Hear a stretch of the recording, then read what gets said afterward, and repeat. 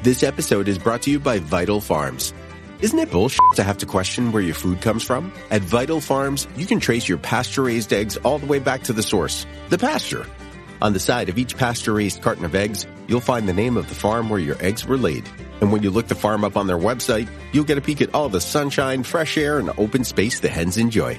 Learn more and find out where to buy them at vitalfarms.com. Vital Farms, keeping it bullshit free. Brooks Running has a new shoe for you runners out there. Did you hear that? Better turn up your volume. In fact, turn it up to the max. Introducing the all-new Ghost Max. It's got all kinds of things to make your knees and ankles feel protected. Like Max Cushion, Max Soft Landings with DNA Loft V2 foam, and Max Smooth Rides with their Glide Roll Rocker. Feel better on your run with Ghost Max. Learn more at brooksrunning.com. This episode is brought to you by Seed. Seed's DSO1 is a 2-in-1 probiotic and prebiotic designed for whole body health. Formulated with 24 clinically and scientifically studied strains, DSO1 offers benefits in and beyond the gut. See why DSO1 is the probiotic recommended by top doctors and nutritionists. Go to seed.com/Spotify for 25% off Seed's DSO1 Daily Symbiotic. Reboot your credit card with Apple Card, the credit card created by Apple. It gives you unlimited daily cash back that you can now choose to grow in a high-yield savings account that's built right into the Wallet app. Apply for Apple Card now in the Wallet app on iPhone and start growing your daily cash with savings today. Apple Card subject to credit approval. Savings is available to Apple Card owners subject to eligibility requirements. Savings accounts provided by Goldman Sachs Bank USA. Member FDIC. Terms apply. It's time to say goodbye to hold music and say hello to fast customer support with Service Cloud. With trusted AI and data working together, you can skip long wait times and deliver efficient, personalized service right away, all while keeping support costs low and more customers happy. Reimagine your customer support with the #1 AI CRM for service. Learn what's possible at salesforce.com/products/service. Welcome to the Human Capital Innovations Podcast, your go-to source for personal, professional, and organizational growth and development. We hope you tune in often for all things people management, organizational development and change, organizational leadership, and social impact related. Maximize your personal and organizational potential with Human Capital Innovations Podcast.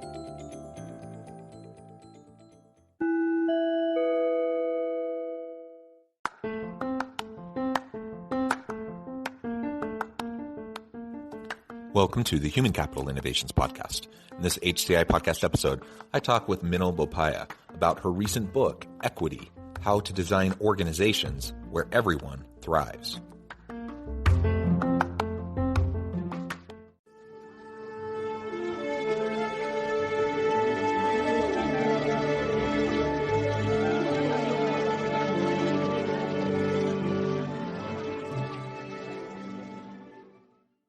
Minal Bopaiah, welcome to the Human Capital Innovations Podcast. Thank you so much for having me, John. Yeah, it is a pleasure to be with you. I'm super excited for our conversation today. We're going to be exploring your book, Equity: How to Design Organizations Where Everyone Thrives. And first and foremost, I think there's often a misunderstanding about what equity means, how it connects with other related terms, and what role it plays in the diversity, equity, inclusion, and belonging space.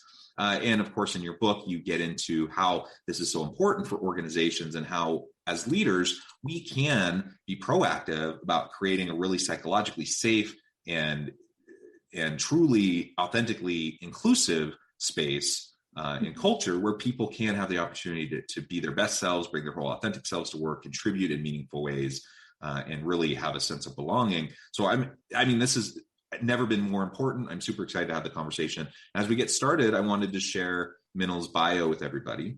Minal Bopaiah is the author of Equity: How to Design Organizations Where Everyone Thrives. She is the founder of Brevity and Wit, a strategy plus design firm that combines human-centered design, behavior change science, and the principles of inclusion, diversity, equity, and accessibility to help organizations transform themselves and the world. Bopaiah has written for the Standard Social Innovation Review and The Hill, and has been featured as a guest on numerous podcasts and shows, including the Kojo Namdi show on WAMU. She has also been a keynote speaker for many conferences, inspiring thousands with her incredible, authentic, and energizing and engaging talks. Again, it's a pleasure to be with you. Anything else you would like to share with listeners by way of your background or personal context before we dive on in further? That seems like quite a lot. Yeah. Well, it is wonderful. You're doing really great and very important work. And let me start by asking you how you got into this space. What is it about the DE&I space that really spoke to you, and why did you write this book? Yeah. So, I mean, I came into it fairly recently, just about, 5 or 6 years ago. And I had spent most of my career, I have a bachelor's in English and a master's in psych. And so I bounced around between journalism and publishing and marketing. And when I was getting my degree in psychology, I was also working for Sesame Workshop, and I got to see how they use social science research to inform their programming and how powerful the media can be for changing the way like a generation thinks about things. But in all of that work, when I was bouncing around, I worked for a number of nonprofits. When I finally got a marketing position in DEI, I felt like I had come home, because I felt like, oh, this is the thing I could talk about for the rest of my life. And the reason was probably because, I grew up on Staten Island in New York, and being a clever, sensitive brown girl there was a unique experience. And I grew up with this sense that the world just wasn't rooting for me, but I had no language for it. And diversity was always important to me. I remember writing high school essays about it. And it was always something I talked about. And it was really when I landed in the DEI space that I was like, oh, here's the thing that I've always been passionate about. And here's a way to make a profession out of it, and to do some good in the world. So it was just a natural fit. This episode is brought to you by Klaviyo, the platform that powers smarter digital relationships. With Klaviyo, you can activate all your customer data in real time, connect seamlessly with your customers across all channels, guide your marketing strategy with AI-powered insights, recommendations, and automated assistance. Deliver experiences that feel individually designed at scale and grow your business faster. Power smarter digital relationships with Klaviyo. Learn more at klaviyo.com/Spotify. That's KLAVIYO.com/Spotify. Yeah, that's wonderful. And I think that tends to happen with us over time. If we're open to it and willing to adapt and to change, that we can find ourselves landing in these places that that most resonate with us, where we're most passionate, where we can have the biggest impact. So I'm wonderful that's happened for you, and I'm really pleased that you've been able to have this kind of a contribution to such an important issue in such an important space. Now, you start with the word equity in your title, followed by the subtitle, how to design organizations where everyone thrives. Maybe tell us a little bit more specifically about equity, how equity may be different than some people commonly kind of think of it. Yeah. So I joke that, equity is often the middle child in DEI, the idea we all skip over to get to the warm and fuzzy feelings of inclusion. And it is a concept that is a bit more abstract, maybe, because it's not based on feelings. Equity is fundamentally about fairness. And in the DEI space, it's about creating a more fair system. And by fairness, we mean that everyone has equal access to opportunity, right? That we don't hold differences as liabilities. Yeah, and let me just double click on that for a second, because don't we have equal opportunity in the United States? Don't we have laws that protect that? And we put on every job posting, we always say we're an equal opportunity employer. So why worry about equity if we already have it? Yeah. We say that, we don't have it. That's and right. So that is the gap. And I think that's what equity is, the mechanism by which we can reify our values. Because it is inherently an American value and a worldwide value that we are all equal, and that that we should have equal rights. And yet what equity is saying is that in order to safeguard that right, we need different resources according to our individual differences. So we can say that we all have an equal right to vote, but if a polling station is not wheelchair accessible, then someone in a wheelchair does not have access to that right. So we need to create a building that can allow for someone who uses a wheelchair to gain access unimpeded. And so it's the same thing. If we say that, we have equal access to vote, but people in certain neighborhoods are able to just drive 20 minutes to their local school, and other people have to drive 3 hours and stand in line, and the poll is only open from 9 to 5, but for the other stations, it's open from 7 a.m. to 7 p.m. so people can vote when they're not at work, then that is not equal access to exercise our equal right to vote. So we need equitable access, which ensures that polling stations are able to be open and accessible according to the differences that people have, whether it's by physical ability, whether it's by the fact that they're working jobs that are not 9 to 5, whether it's by the fact that they don't have access to a car, all of those things. So equity ensures equal rights. Yeah, I really like that definition and explanation. I think that's super helpful because I think especially those who come from privileged backgrounds, it's very easy to dismiss this, saying we're already there. We have laws that protect people. We have, and in fact, often I'm working with organizations where there's a certain substantial portion of the workforce in that organization that believe that this is just a waste of everyone's energy and time. But you know what? When you really drill down and see who are the people that have that attitude, it almost always is going to be like white guys like me. Yeah. It's not the women, it's not the people of color, it's not people from other marginalized or disenfranchised or disadvantaged populations, because they live it every day. They know exactly what it means to not have equal access. So we might say all the right things. We might even have laws that are supposed to protect, equality and provide equity. But in practice, that doesn't always play out. And it's not the lived experience of so many people that come from disadvantaged backgrounds. And so part of this is just a call for, I, as a cis, straight, middle-aged white dude, I need to recognize that I have all sorts of privilege, and I have all sorts of things that I just take for granted each and every day that I probably just don't even think about, that are challenges for other people that they have to grapple with all the time. And so that just fundamentally shifts, my perspective. And so I would invite anyone, this isn't like a slam on white guys, but it's just a reminder that we need to be really thoughtful and proactive about checking our biases, understanding our privilege, and taking time to listen to the stories of those around us who might have a different experience. And when we can do that, we can develop more empathy, and we can start to actually realize that, the systems in place aren't equitable. They're not fair. They're not consistent in terms of providing that access that you're talking about. Yeah. I mean, so what's interesting is that what I start to talk about, it's not simply understanding our privilege, because honestly, almost everyone has some form of privilege, right? And I think what is more important, which is often, I think, where most people struggle, regardless, probably white men, but also plenty of other identities, is in seeing the system.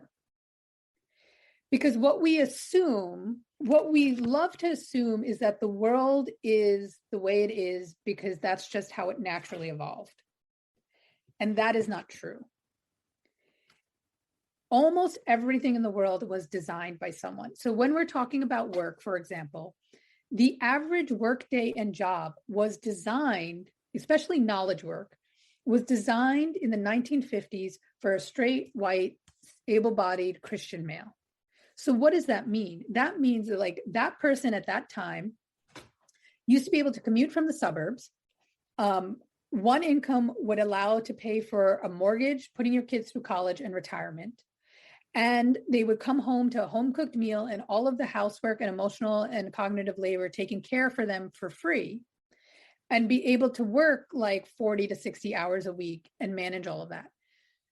Almost no one has that life now, including most straight, white, cisgender men. That's right, yeah. So like the way we have designed work does not actually benefit straight men at all either. And there's a wonderful article in Harvard Business Review about this about how the culture of overwork is impeding women's advancement, but it's also like emotionally shutting down men. Like men do not have, in order to succeed at work, they have to give up having relationships with their wives, with their children, with their families, with their community, which is so incredibly bad for them. Everything we know about physical health is now tied to our social connections. Loneliness is the biggest predictor of getting a heart attack. And yet we set men up for that day in and day out because we have designed work around a model that no longer exists. So what does that even mean when we're talking about like really small tactical things? What that means is then like if you want to hire a salesperson, a sales guy in the 1950s, if he went on a sales call, can go and expense food and alcohol as a legitimate business expense in order to get that job done. Now, we live in a different world where we want to break into new markets and say we want to break into a market of like moms or even like single moms. And so maybe it makes more sense to have someone with that lived experience to go make the pitch. What does a single mother need most in order to close that sale? I have no idea. She needs childcare. Yes. And yet we can write off alcohol as a legitimate business expense, but we cannot write off childcare. And so when we talk about inequitable systems, that's what we're talking about, that it was designed to support men who have somebody who is taking care of their children. It was never designed to support a woman who is single, trying to take care of her children and do her job. Yeah, that's a super insightful example. And the awareness of the systems, I completely agree. So whether or not we recognize our privilege, I think many people don't, but even if you do, it's also, I share that perspective that it's been my experience. Most people don't look at the world in terms of systems. Yeah. They just don't. And so they take it for granted that things are the way they are because that's just the way they're supposed to be. And we don't stop and question, and we don't stop and challenge those assumptions or those norms. And there is no policy, practice, or procedure that exists in an organization that has to be that way. I mean, there's certain compliance with legal requirements, and that can, impose some level of policy. But most of the things that we do in organizations are just a holdover from the past that may have served a particular purpose for a particular population within a certain context in the past, but does it work for us today? And very often that's just not the case. It doesn't serve us today. And you gave a great example. It's if we talk about patriarchy and how patriarchy can be damaging to both men and women, you gave a good example of that. And so we just need to dismantle some of these norms and assumptions and be able to see it, but we're not trained to see it. And so so how do we start to do that? How can leaders listening who are, having an aha moment saying, yeah, this makes sense, but what do you do next? Because we've all been in organizations that have been talking about DE&I stuff, and we go to inclusion workshops and we have these conversations. And I think more and more people are accepting that this is important and necessary, but we haven't really gotten past the conversations in many organizations.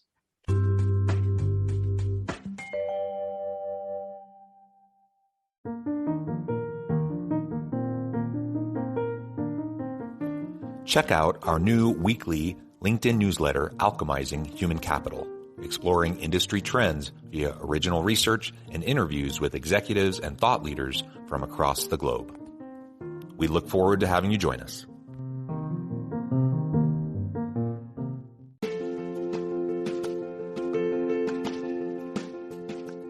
Bluer Than Indigo Leadership, the journey of becoming a truly remarkable leader. Early in my adult life, I learned about an Asian proverb that translates as bluer than indigo. If you think about the color indigo, it is a brilliant, deep, and vibrant blue, what some would call the bluest of blues. To have something that is bluer than indigo is rare and truly remarkable. Contrary to popular myth, there is no one-size-fits-all or cookie-cutter approach to effective leadership. There is no silver bullet, no secret sauce, no go-to model that will solve all of your problems. The truth is, great leaders have all had their unique strengths and flaws, and have all had to discover and then pave their own distinctive path in their life's journey to fulfill their leadership potential. Bluer Than Indigo Leadership will help you discover your own path and explore those ordinary, everyday actions that will help you respond to an uncertain future and produce extraordinary results for individuals, teams, and organizations.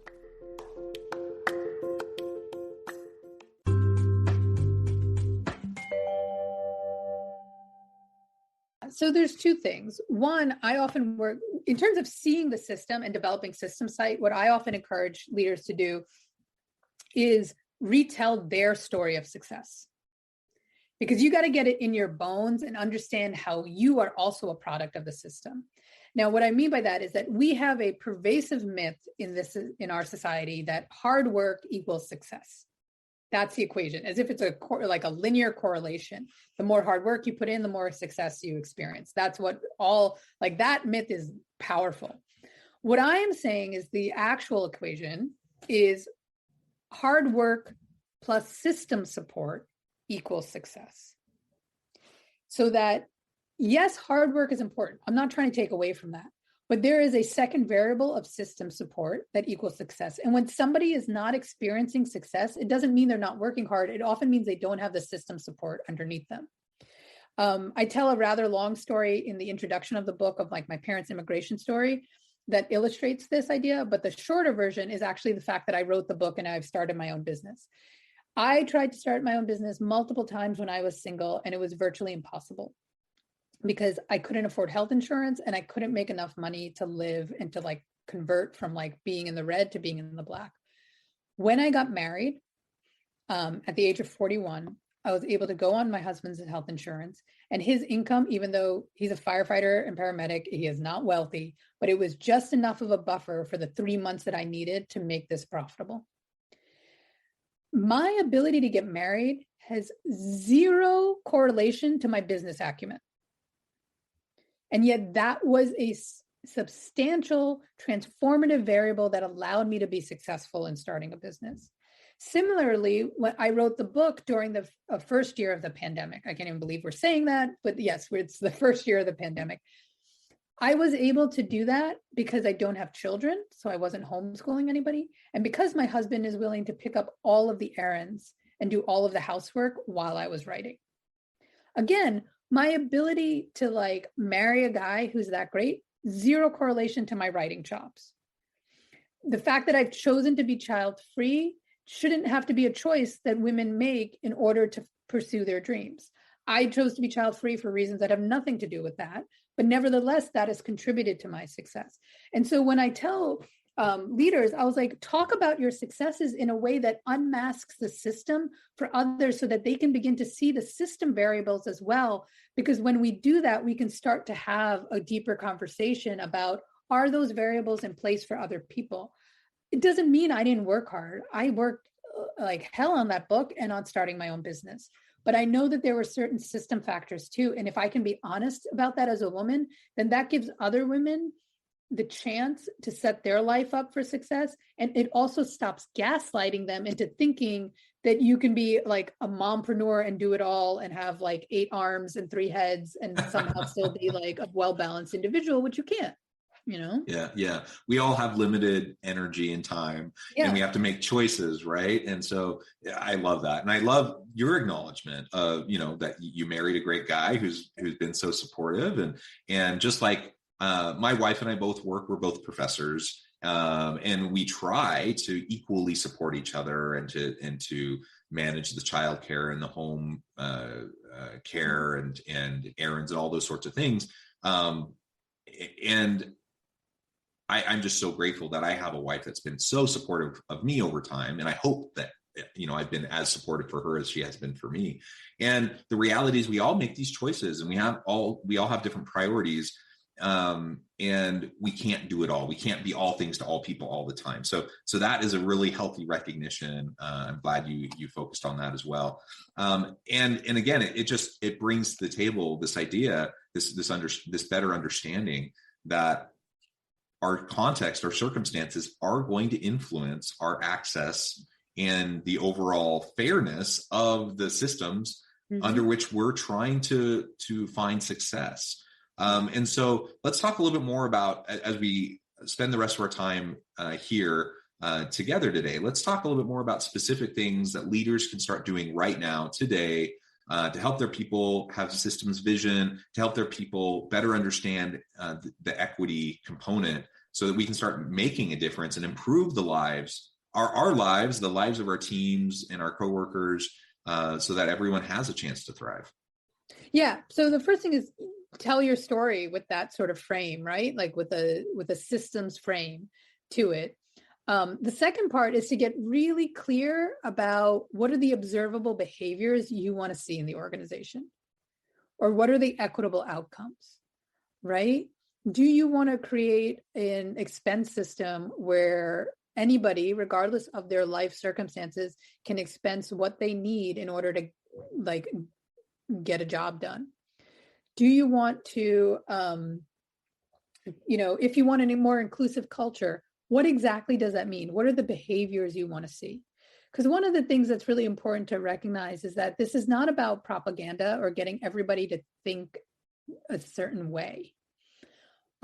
What this is about is asking for specific behaviors that foster an inclusive and equitable culture, right? So we have to get it down to the level of behavioral intervention and behavior change, not about,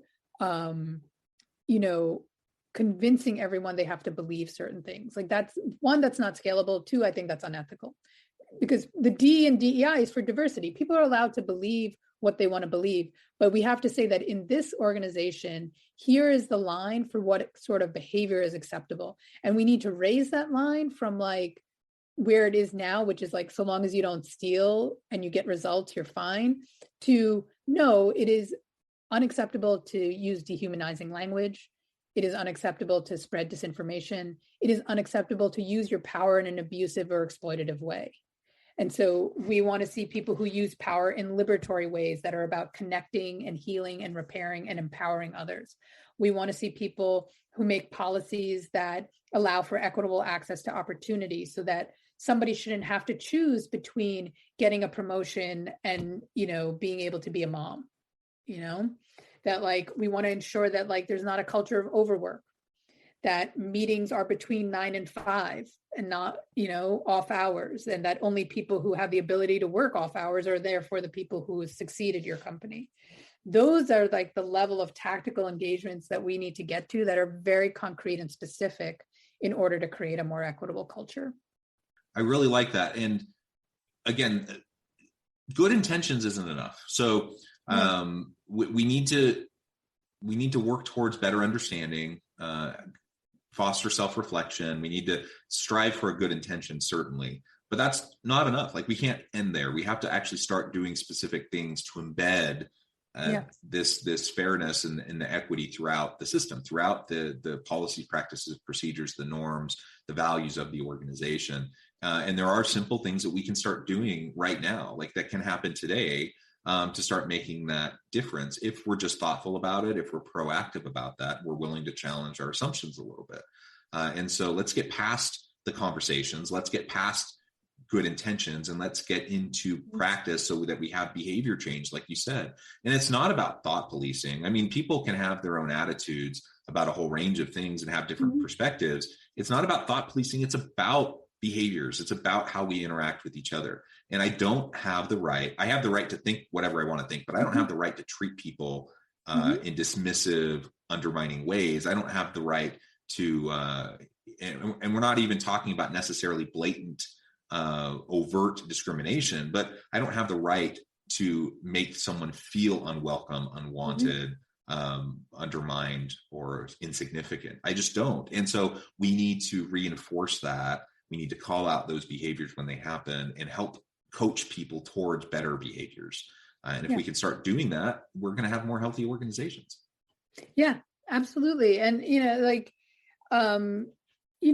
want to make it so that what we're really doing is, how can we design the system to be kind, so that the kindness isn't only left to individual effort?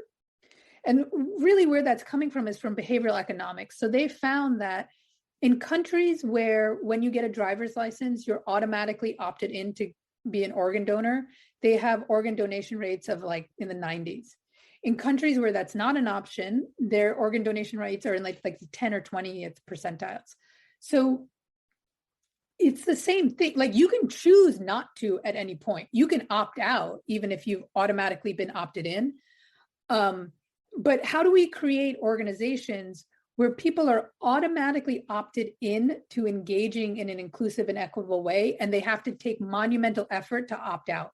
Right now, we have a system where the default is actually to be pretty terrible to one another.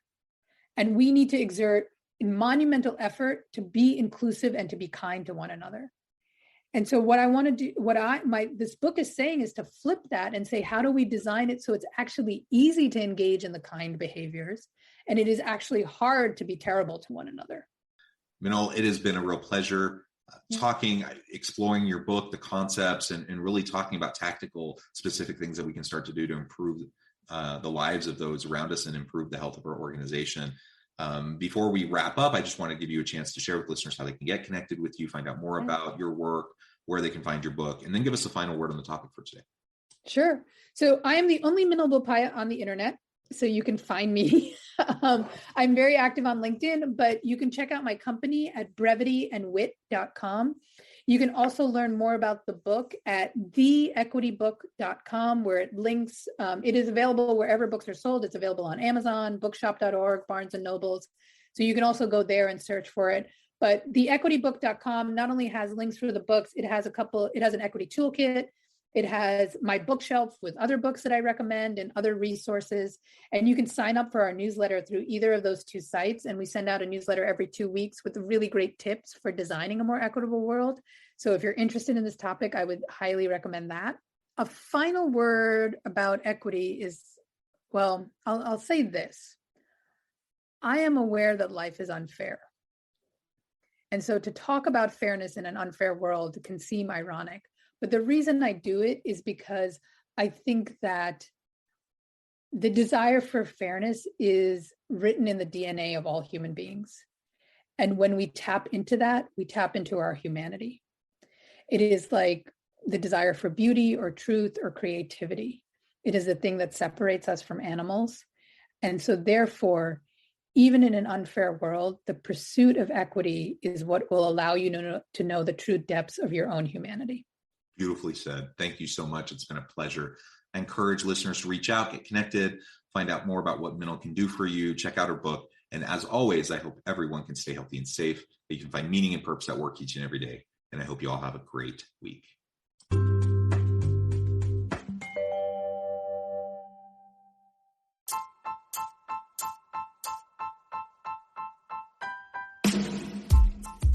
The alchemy of truly remarkable leadership.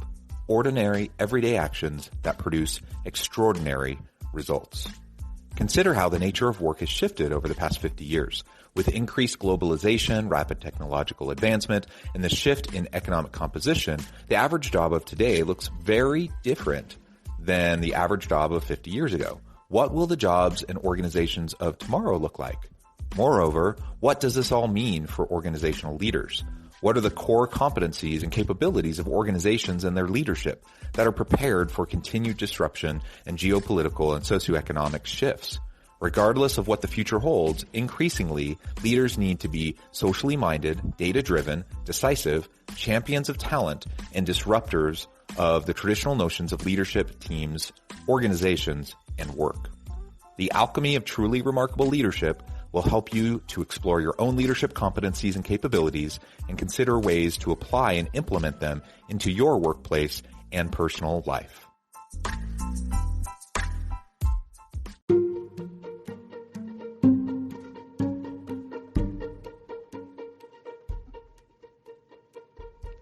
Check out Human Capital Innovations magazine, Human Capital Leadership. Human Capital Leadership is a free, interactive e-magazine with the mission to help individuals, leaders, and organizations find innovative approaches to maximize their human capital potential. We publish issues quarterly in August, November, February, and May. Take a look at the latest issue and let us know what you think.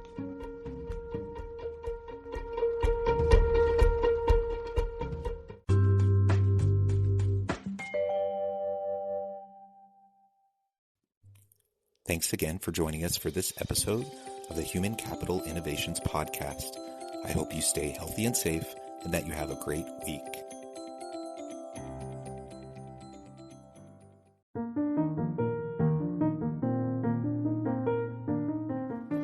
Check out our new weekly LinkedIn newsletter, Alchemizing Human Capital, exploring industry trends via original research and interviews with executives and thought leaders from across the globe. We look forward to having you join us.